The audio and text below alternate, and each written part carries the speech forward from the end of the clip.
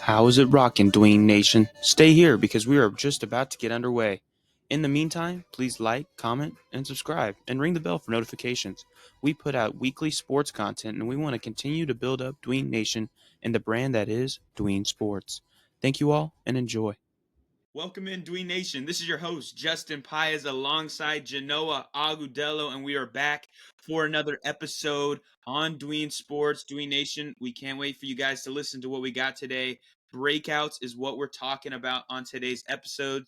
Guys that maybe they underperformed last year, or any sort of thing, or they haven't breaking out yet, and they're going at a value, and then this year they have that opportunity to take the next step and become stars, or even just more consistent pieces that we can use in our lineups for this season. But before we do that, before we dive into breakouts, I always want to ask my brother Genoa, how are you doing today?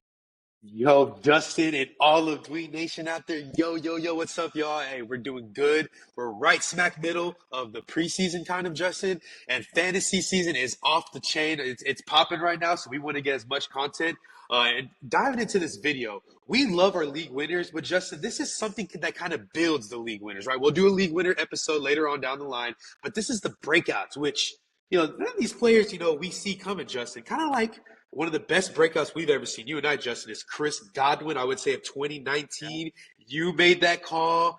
One breakout that I love that I drafted was Patrick Mahomes' very first year as a starter. Got him in the 11th round, Justin. And both those times we've won fantasy championship with your Godwin and my Mahomes. So, hey, this is where it starts here, guys. This is how you win your leagues. Hey, if last year someone said, hey, my breakout of the year is going to be Puka, we would have been like, what the heck? Who's Puka? Right. Nakua, who is that? Hey, we might have the next Puka right here, Justin. I'm so excited to get ready and talk about it. Yeah, and you know what a lot of people say? The first few rounds, those are guys that are already proven, they're already going to be in your lineup, but, those are your safer guys. It's those middle rounds, though, that can really win you a championship, guys that you don't expect to become your star, and maybe there's an injury to the top of your team, and they just slot in and they outplay where you drafted them, and then they're your saviors. They're the guys you remember years and years after you win your championship. There's these types of players every year. Like, I remember having Deebo Samuel the year he broke out. I believe we got him in the 10th round, and then he was the wide receiver 2 behind Cooper Kupp, which you could argue he should be the wide receiver 1 because Cooper Kupp just had such an outstanding outlier season. You know what I'm saying? Historic season, yep. Exactly. So there's going to be guys like that out here, and they're going to be the guys we talk about today, obviously. So I'll start us off today, though. I'm going to go with the guy I'm most loving, and I'll start that with my quarterback, and I'm going to go with Will Levis, Tennessee Titans quarterback. Now, to be honest with you, I don't know how much I'm buying into the talent. I'm not saying Will Levis is just a great quarterback, but he's got what an upgraded situation than he had last year. Obviously, Tennessee was a run-first offense. Now they're going to be pass-first with Brian Callahan. They have D-Hop. I know he's coming off the injury, but they add Ridley. They add Tyler Boyd. Maybe Burks can try to become not a bust. Obviously, he's been a bust so far in his career. And then they signed Tony Pollard and Ty J. Spears, 2 very good receiving backs, and it's just going to all culminate in trying to make Will Levis work.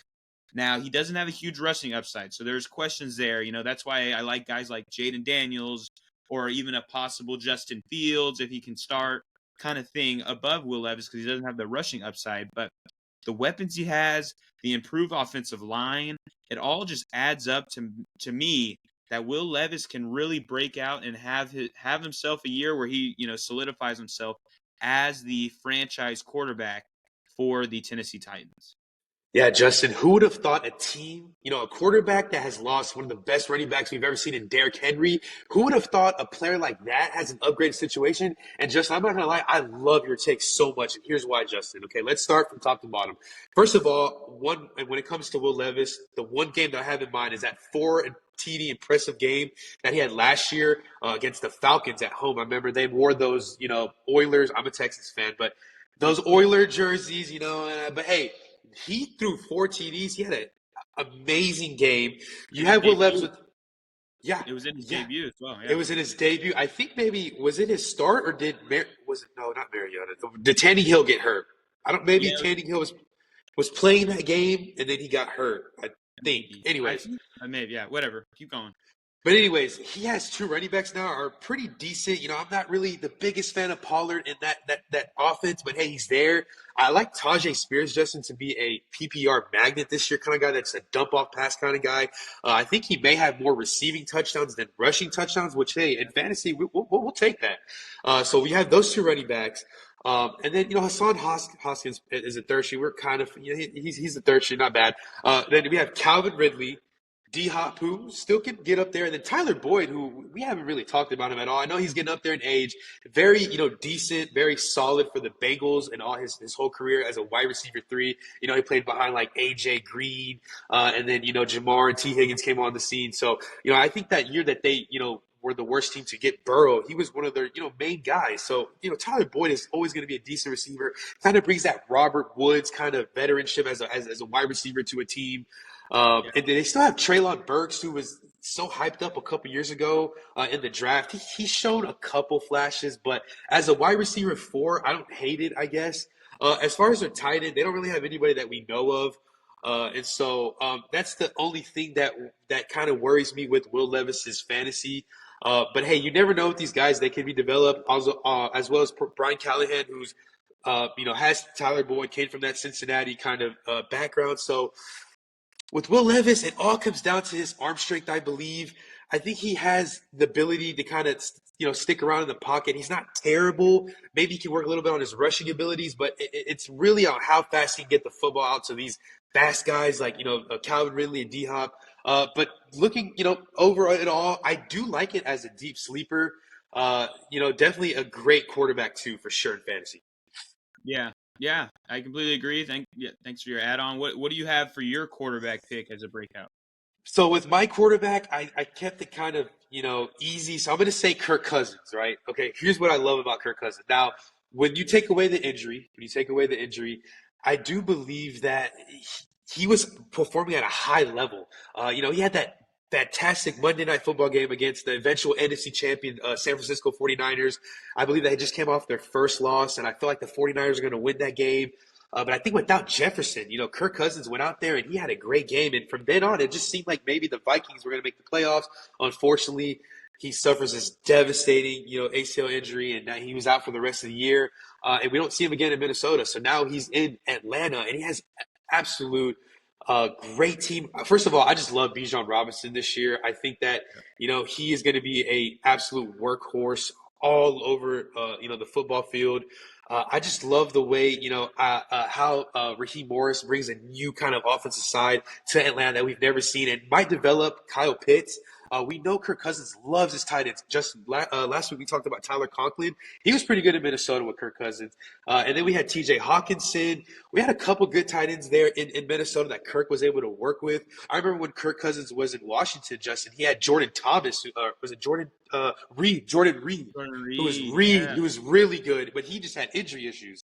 I'm trying to think real deeply there. That Kirk Cousins had historically is what I'm trying to say is really good with tight ends, and I do like what Kyle Pitts brings. So that skyrockets Kirk's fantasy stock. He dump off passes to Bijan. Also, Tyler Algier can be another receiving running back out of the backfield. They have Drake London, who a lot of people are really excited for this year. I think someone got hurt though. I think it was Mooney who just tore his ACL. Was it Mooney? Rondell Moore. Okay. Well, that sucks because I would have loved to see Rondell Moore. He was pretty good in Arizona with Kyler. It would have really, I think, skyrocketed Kirk's fantasy. I mean, they still have Darnell Mooney, who's pretty good. It was good in Chicago. I think Ray McLeod's a former Steeler, right? And so is James Washington, who we haven't heard of. But I still like Kirk Cousins' ability to just play out of the play action. A lot of defense is going to be fearing Bijan Robinson. I think he's going to break off this year fantasy-wise. He's going in mock drafts. I would say his ADP is like 3 or 4, Justin. So I do like Kirk's ability to now develop a new offense that has some good playmakers there. We had a mock draft a few weeks ago, and our Uncle David picked Drake London in the second round. So that has a lot to do with Kirk Cousins, Justin. So I do feel like that Kirk Cousins is I don't know if I put him a top 10 fantasy QB. I mean, would you? I'm not really sure if I would yet. Maybe 11th or 12th. I look at him and I look at the offense he's joining. Obviously, you could relate it's either equal to what he had in Minnesota, maybe a little bit worse because he doesn't have Justin Jefferson. Yeah. Um, but with the scheme, people are worried that he's leaving Kevin O'Connell, but he's joining Zach Robinson, who both come from the McVay tree. So I'm not foreseeing too much of a different offensive scheme, which is a good thing for Kirk and the rest of the offense. As for his quarterback ranking, I currently have him at, let me see here, in the rankings I've made, I have him at, let me see, I have him at 13. Yeah. So, but you could, I mean, most definitely take him over guys like Tua, Brock Purdy. I'm really high on Jaden Daniels, as I mentioned in the sleeper episode, so I have him higher. But Kirk Cousins offers one of the more consistent pieces, I think, in fantasy football this year. And I think Yeah. it's a good pick to have as a breakout. People are going to forget about him because of the injury. He's 36 years old. He's not a Viking anymore. But those games before that you were mentioning before his injury, he was a quarterback 6. Yeah. So he has serious potential. And I don't want to spoil anything, but you talked about a certain Falcon that I'll talk about a little later as a breakout of mine. Ooh. But yeah, good pick there. And you know what? I'm going to segue to it since you talked about it. We'll continue our Falcons talk. And my tight end breakout for 2024 is Kyle Pitts of the Atlanta Falcons. A lot of things you said, I back up on exactly. We haven't seen it from Pitts yet. Besides his rookie year, he actually had the second most receiving yards for a rookie tight end in NFL history behind Mike Ditka. But he just didn't have the touchdowns, and that's kind of what we've been missing. And obviously with Arthur Smith, I just honestly want to throw a lot of that tape out the window. Like, he didn't look like a bad player. He just didn't get the opportunity. Arthur Smith favored Jonnu Smith for some reason. But now this year's totally different. Arthur Smith ran a 12 personnel offense with 2 tight ends. Zach Robinson and the McVay kind of offensive tree, they run 11 personnel more. And so we think I believe it's going to be Drake London. It's going to be Darnell Mooney. They might throw in Raven McLeod, but then they're going to have Kyle Pitts. And with looking at that lineup there, I could see Kyle Pitts being the number 2 option for Kirk Cousins. And we saw that with TJ Hawkinson, as you were mentioning. And Hawkinson had a top 5 tight end season last year. He was really good. And Pitts is going at the tight end 8, I believe, right now. And so you could argue he's a raging value. And he's in a contract year. Brother's playing for a contract, trying to prove the haters wrong that he was the 4th overall pick in the NFL draft, a handful of years ago. And now he finally has that quarterback upgrade, a better offensive scheme for him. Jonnu Smith left. That's 70 targets out the window that could hopefully, come to Kyle Pitts some more. Their backup, I was just checking. Hopefully, no backup tries to take over Kyle Pitts. Their backup is Ross Dwelly, the former backup tight end of the 49ers. So I have no worries with that. Jonnu Smith at least had some progress in years before. We saw him at Tennessee a little bit and then New England. But I think Kyle Pitts is all alone in that tight end room. Nothing to worry about there. And then with targets, I'd argue he only really has to worry about Drake London and maybe Bijan Robinson to really steal too much from him. You could argue Mooney, but I think Mooney will be like a deep threat kind of player, won't get too many targets. But I have Kyle Pitts as my tight end breakout for the season. Yeah, I love it. We just talked about it. I think Kyle Pitts is gonna have a breakout. I'm gonna later, Justin, watch some Jordan Reed highlights and just be like, Kyle Pitts. That's gonna be Kyle Pitts this year. Right, literally. For me though, Justin, we'll stay on tight ends. I'm gonna go with Luke Musgrave, and it's just a weird, what? Luke Musgrave. Let me explain. First of all, last year he only played 11 games, and compared to was it Tyler Kraft? Yes, Tyler Kraft, who played all 17. Now, Tyler Kraft's no longer on the team, I don't believe. He's not on the active depth chart. It is Luke Musgrave, the number 1 tight end. And that's it for that thing. Here's another thing. His quarterback, Justin, I love Jordan Love this year. Love Jordan Love. I do think that, there's going to be some drafts across the world that he gets picked higher. He might go in the fifth round. Someone's like fourth or fifth. Like they're like one of those leagues where they take quarterback early. And Jordan Love's going to be one of those guys that people are going to overreach. And I see why. The back half of the season, he was sensational. And we can't forget about his wild card game, his playoff debut. He didn't do too bad in the second round in San Francisco as a quarterback. And I think it kind of rained at the end. But, besides the fact Luke Musgrave is in a amazing spot. He's not even the number 1 or 2 or 3 guy. Looking at this depth chart, I mean, Watson, Dobbs, and Wicks, and Reed. I mean, those are 4 monsters at wide receiver. I believe they can all kind of grow in and gel in that Packers offense. I think it's going to leave Luke Musgrave, yes, by himself. I think he's going to get a lot of red zone targets too, Justin. I think that, Jordan's Love is kind of that quarterback that's going to look for a tight end in the red zone. They also have Josh Jacobs in the backfield, so maybe he can do a lot of play action fakes. I love Luke Musgrave to kind of take that share. We're looking at, Tucker Kraft's stats last year. He had as much yards as, so I would say, look, Tucker Kraft had 400 yards receiving, and Luke Musgrave wasn't that off behind him. So I think that kind of combines. I think Luke Musgrave can be a standalone tight end now that Tucker isn't on the depth chart. Maybe he can end up, I think if I had to predict Luke Musgrave, I'm sorry, I would have to say he gets about, 800 yards receiving, maybe 7 touchdowns, but kind of just like a Ferguson breakout year as we saw last year for the Cowboys. So I do like Luke Musgrave a lot, though, as a breakout in the tight end position. I think a lot of people are sleeping on him. I don't think he gets drafted, though, but definitely a waiver wire pickup for sure by week 2 or 3. He fits that mold of trying to be a breakout tight end. He had a not underwhelming year. It was derailed, as you mentioned, by injuries. Only had 11 games. Mm-hmm. But I think it's important to mention, I was checking you, Tucker Kraft is currently injured, but he is on the Packers roster. Okay. But I don't even think it matters because last year when Musgrave missed games, he came back and immediately took his role back. It wasn't like a Tucker Kraft, was playing those weeks and, outplayed his weight and then, took snaps from Musgrave. So I think Musgrave doesn't really have to worry about Tucker Kraft. And then you look at the rest of, the receivers, as you mentioned, a lot of guys that they overperformed last year. We saw the Wicks out of nowhere and Jaden Reed and then Christian Watson. Romeo Doubs had a huge playoff game. But I think what's interesting about that, as much as everybody loves the Packers wide receiver room, I don't think there's a clear alpha, you know what I'm saying? Like, right. In Houston, I guess that's actually maybe a bad example. In Philadelphia, right? A.J. Brown is the clear alpha, and Devonta Smith kind of fills in as the number 2. Or Miami.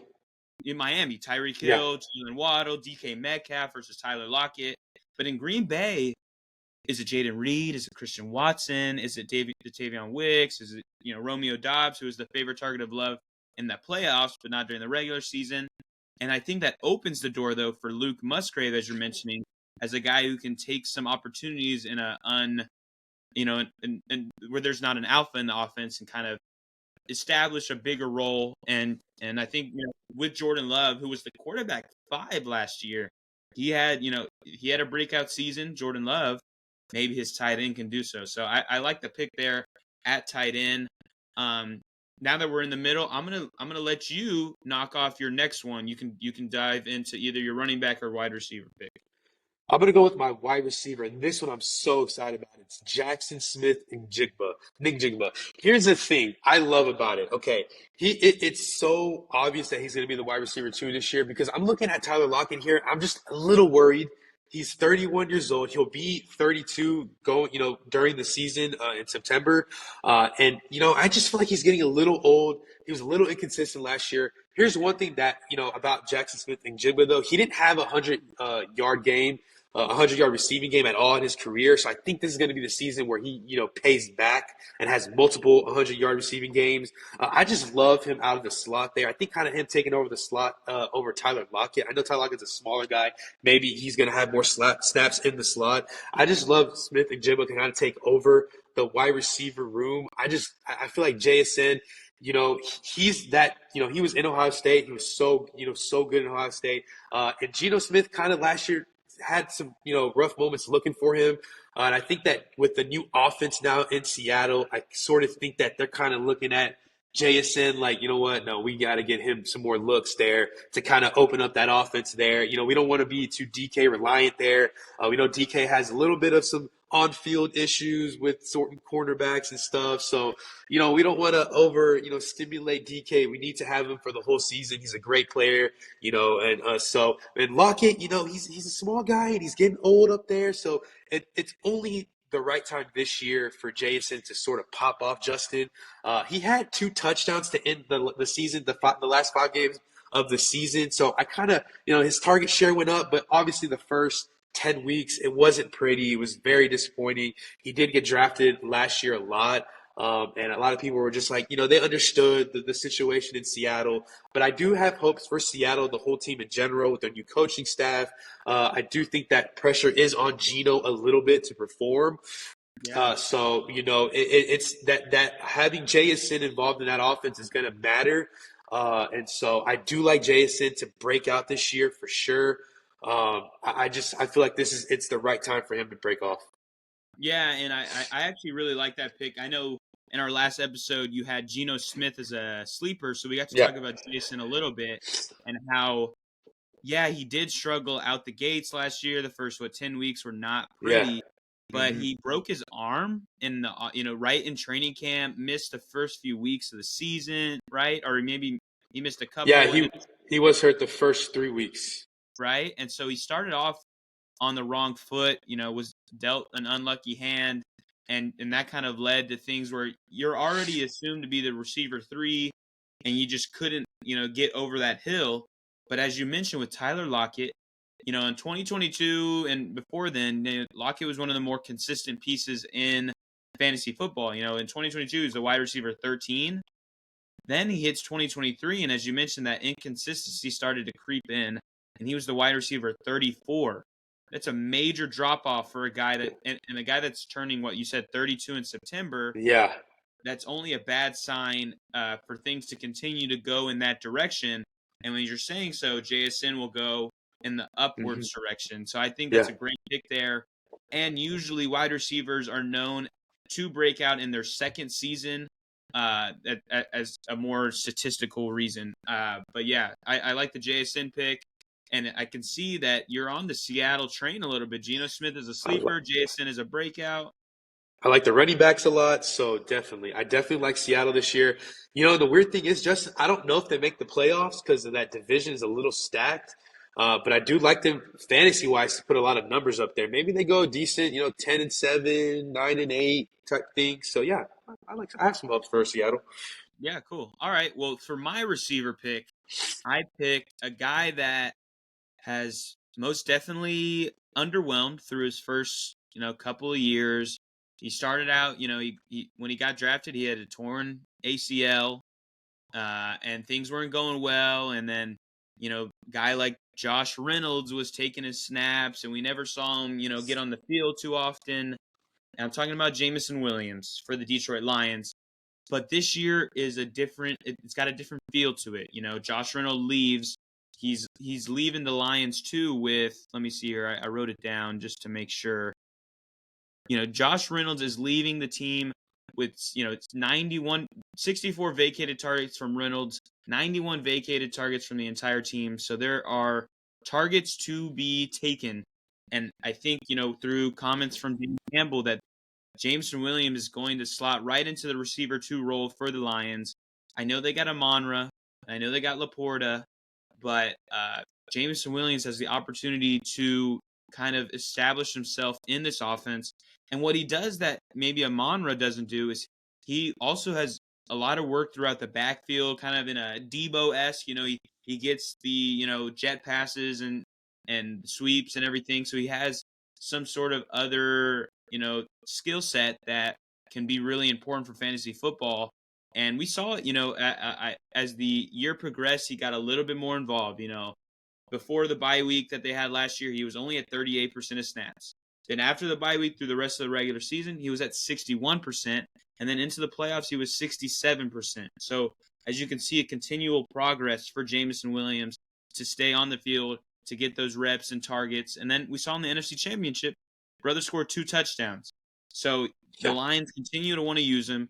He's a Bama product, so he's got that, pedigree of working at a good school. He was a first-round draft pick, and he's on a great offense, one of the best offenses in the NFL. So I have high hopes that Jameson Williams could kind of break out of the shell and show people why that Lions use that draft capital on him. So I have Jameson Williams as my wide receiver breakout. No, Justin, I absolutely love that one as well. Looking at their depth chart here, he is the wide receiver 2 there. Obviously, Amon-Ra St. Brown, a stud. Sam Laporta, stud. And they also have Jahmyr Gibbs out of the backfield, stud. They still have Montgomery there, but you got to look at their wide receivers, right? And I love him. I mean, I think he's going to have a great year. Looking at what they had last year, I think Josh Reynolds, he was more of the wide receiver 2. Looking at here, he had 40 catches for 600 yards and 5 touchdowns. He started 13 games. Josh Reynolds did. He's no longer there. And so that does give more room for Jameson Williams, who only played 10 games. I think he was suspended, right, to start the season, Justin? Correct. He was suspended. If I do remember, because I remember, oh man, I would have loved to seen, Jameson start off, because we all knew that offense was going to be dynamic. We knew, but you cannot sit here and tell me, Justin, that Dan Campbell doesn't have multiple sets for Jameson Williams for him to not only get receiving, Justin, but rushing. Because you did mention that NFC Championship game. I think he did have a rushing touchdown there. It was out of 50 yards. So, Dan Campbell doesn't want the defense to think, oh, we're only going to rush the ball with Montgomery and Gibbs here. No. He's going to want to throw in some handoffs there to Jameson Williams, who, I think it would be his 3rd season, correct? Or was last year? I'm not really sure if it was his rookie. 3rd or 4th. It should be his 3rd season, though. Okay. I think he was hurt most of his rookie year because he tore his ACL, I think, later in his collegiate career, Justin, if I don't recall. He did tear his ACL. I think it might have been against Georgia in the title game. Or that Mechie also was hurt with those Alabama receivers. That was those 2 Bama receivers that got hurt later in the year, which prevailed Georgia anyways to win that title, that first title of back-to-backs. But anyways, back to Jameson Williams, Justin. I do love Jameson Williams in his 3rd year now. And he's shown many flashes there. That offense is going to get him the ball. There's going to be a lot of opportunity there. Justin, definitely Jameson Williams is a guy that I'm sorry, but I'm targeting. I don't know, Justin. I'm not going to say, but I would say I'd have him as my wide receiver 3. I'm not going to lie. Wide receiver 3 is good for Jameson Williams. He has that capability, and he's going later than a lot of people are. I don't know what a lot of people are scared about. I think, I don't see the downfall as much. Maybe I know he's been injured, but that was only really his 1st year. Yeah. ACL last year, as you mentioned, he was the gambling suspension, but it's not on field related, and he's shown on the field that he had some flashes where we see the potential. So.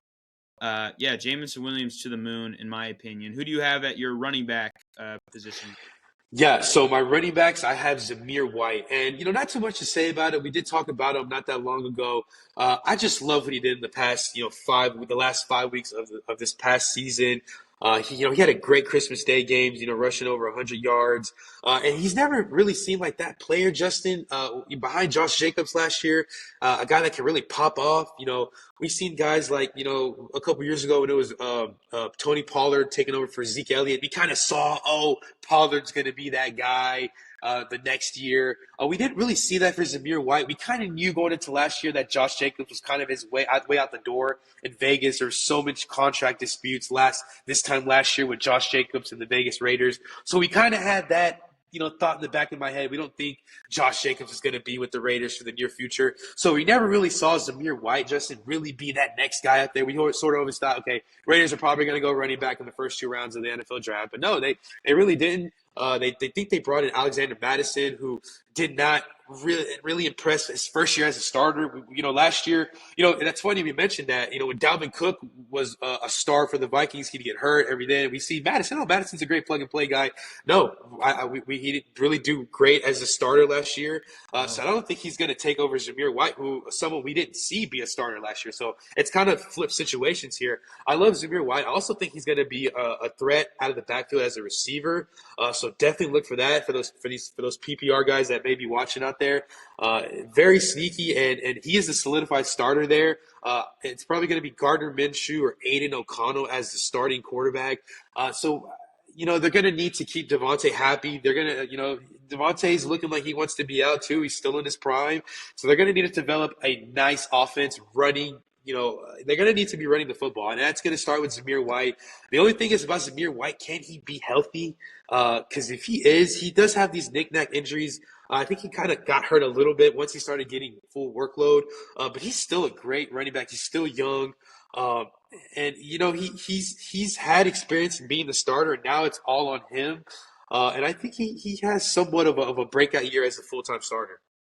I think it's a testament, as what you mentioned, to how many teams, many fans assumed that the Raiders were going to take a running back in the first 2 rounds once Jacobs left, but they didn't, because it seems as they believe in Zamir White. Mm-hmm. And those last few games, as you mentioned, at the end of the regular season were really eye-opening. He was the RB9, so he was an RB1 through those games he actually got to start. And Antonio Pierce, who is now the full-time head coach, loves to run the rock. He that's his bread and butter. We didn't see Devontae Adams, do what Devontae Adams usually does, because that's just not the scheme Pierce instills. And so I think Zamir White's interesting. I think where he's going in drafts is solid. I don't want him to climb too much higher. Because all I have to say is, as you mentioned, a guy like Alexander Mattison, right? He was a great plug-and-play guy for Minnesota. Then he had his starting opportunity, and it was short. He didn't do it. And I don't know if Zamir White's kind of in that same situation. But I think Zamir White is already a better runner than we ever saw Mattison as. But I think it's interesting. And with bad quarterback play, the only worry with that could be maybe they don't have as many positive offensive drives where Zamir White can't, have those goal line opportunities because they can't get down to the goal line. But we'll see. I know my dad is really high on Zamir White. You go ahead. I must say he did score a touchdown this preseason. So 6 carries, 23 yards, and a touchdown. I saw that. I said, we'll see. We'll see though. Obviously, we'll definitely see. Well, I think it's important too that defense is much improved heading into this season. Yeah. And that will give the Raiders more offensive possessions, and that all equals for Zamir to hopefully continue and break out as a running back, as you're mentioning. So Zamir White is your breakout RB. My breakout running back for the 2024 season is Zack Moss of the Cincinnati Bengals. Now, Zack Moss in Buffalo was viewed as a major bust. All of us can agree with that. It was ugly, never really had those any super big performances, or just he was never consistent. Then he goes to the Colts. He's a backup, I believe, for 1 season, and then we head into last year. Jonathan Taylor's going through contract issues, and then he doesn't play for the first few weeks, and they're like, all right, let's throw in Zack Moss. And Zack Moss, through the first 7 weeks, I believe, of the season, through the first 9 weeks of the season, was the RB4 in fantasy football. It's really interesting, right? He killed it, yes. Now, you can attribute that to Shane Steichen's offense, which, if you do that, I couldn't deny that. That's a good reason. Yeah. Shane Steichen runs good offensive running schemes. But we saw kind of a revitalization of Zack Moss's career. Then the Bengals, they let, Joe Mixon walk, or I guess they ended up trading him even though they were going to cut him. Then they pay a pretty solid amount of money to bring in Zack Moss into this offense. Now we look at this season. Cincinnati improves their offensive line. They draft Omarius Mims in the first. They have another year with Orlando Brown. They signed Trent Brown. So there's a plus there. Another thing I really like about Zack Moss, yes, it's Zack Moss and Chase Brown in this backfield. Chase Brown's getting some good hype in training camp, and he's a good receiving back. So Zack Moss, there might be worries about his receiving, points that he'll get this season, that is possible. But I'm really interested in Cincinnati and their goal line touches. I think that's going to be so important this season. Cincinnati's going to be a good offense again this season, and they're going to be in goal line opportunities. And I just think Joe Mixon, for the last few years, we were like, he never really played super well. He was really inefficient, and sometimes it was ugly and inconsistent. And Joe Mixon was never outside of RB12 in all of his years in Cincinnati. The only year he was an injury season, but his other 5 seasons with the Cincinnati Bengals, he was literally RB3, RB6, RB11, RB12, and RB9. So he was always in that top echelon. And I think at this point, last year, I think Zack Moss is clearly shown as he's a better runner than Joe Mixon. And I think he's going to get a bunch of goal line touches. And I'm not saying he's going to have a year like Raheem Mostert where he gets 18 touchdowns. That's a little outlandish. Yeah. But I think Zack Moss has those opportunities to get double-digit touchdowns. And I think an interesting thing is Zack Moss is a much better pass blocker than Chase Brown is, which could lead to Moss being in on third down plays, sneaking out of the backfield after a block, getting catches that way. So I'm really high on Zack Moss. I think even though he somewhat broke out last season with the Colts, now he's on a whole new team with a whole new opportunity, but I think that opportunity is perfect, and Cincinnati's a good place for him to break out. Yeah, definitely, Justin. I mean, that last fact right there, the pass blocking is really going to be a key thing because Chase Brown is pretty good and they had them involved late in the year in the offense with Jake Browning, but you make an interesting point that he's definitely going to need to be there at third down to block for Joe Burrow. Everybody's know he's going to Jamar or T Higgins. Glad that they were able to figure that out there. And I like Zack Moss. Here's the thing with him. I feel like he gets a little inconsistent in the rushing yards category. I feel like it's tough for him to reach 100 yards. I think he had 2 in his breakout before Taylor came back. But I feel like he could have a breakout year because I feel like the shadow of Taylor coming back kind of threw him off a little bit. So definitely that's, and then when Taylor did come back, it's like, well, do we keep Zack Moss? I remember those couple weeks, it was kind of like, and then Taylor kind of broke out at the end. We're like, okay, well, we knew this. So I like the new start. And I feel like the Bengals are really going to need to focus on developing a rushing game because, Justin, they really need to keep Joe Burrow healthy, Justin, because when Joe Burrow is healthy, they go to an AFC championship at least, right? So, so definitely, the career of Joe Burrow has just been protect them. Literally, if you can protect them, you will make a deep playoff run. And the rest is history, So maybe things turned out differently this past Super Bowl. I don't know. Maybe the Bengals could have given the Chiefs a little bit more run of the money than Cincinnati or San Francisco, but they definitely need to develop a run game, and that starts with Zack Moss, and I do like that to be him. So I'm excited. But here's one last thing on Zack Moss, Justin. Can he get over 20 carries a game? Because I mean, looking at it, he did get 31 game, but is that something the Bengals can offer him? Because in Indianapolis, yeah, that's normal. But in Cincinnati, I mean, yeah, they did it with Joe Mixon, but he's more of a power back. You know what I mean? Right. No, I completely get your point, and I don't foresee too many 100-yard rushing games. And it's usually not great to do, but I'm banking on touchdowns. This team's going to be at the 1, the 2. Why try a QB sneak with a quarterback that gets injured a lot? Give it to your big back and Zack Moss. Yeah. But I totally get what you're saying. He did have a couple games in Indy where he got a bunch of touches, like over 20 carries, which would be super great. But Zack Moss isn't the running back Joe Mixon is, just because he also doesn't have those receiving chops that Mixon was able to bring to Cincinnati. So I see your side, but I still love myself some Zack Moss. So, But yeah, okay. So to wrap that up, our picks, we started out with quarterback, where I started with Will Levis as a breakout. Genoa had Kirk Cousins. So we got a Falcon, we got a Titan. We went to tight end because Genoa was talking of Kyle Pitts, and I was like, dang, he's saying exactly what I'm about to say or want to say. So I jumped on Kyle Pitts as my breakout tight end. For you, if you went a little deeper, you got Luke Musgrave from the Packers. Then we had, JSN from the Seattle Seahawks in his second season.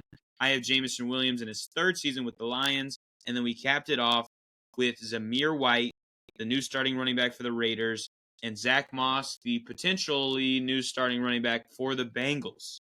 So we got 8 more players we knocked out. We had our sleeper episode with 8 players. We had this episode, 8 players. We got 1 per position from each of us.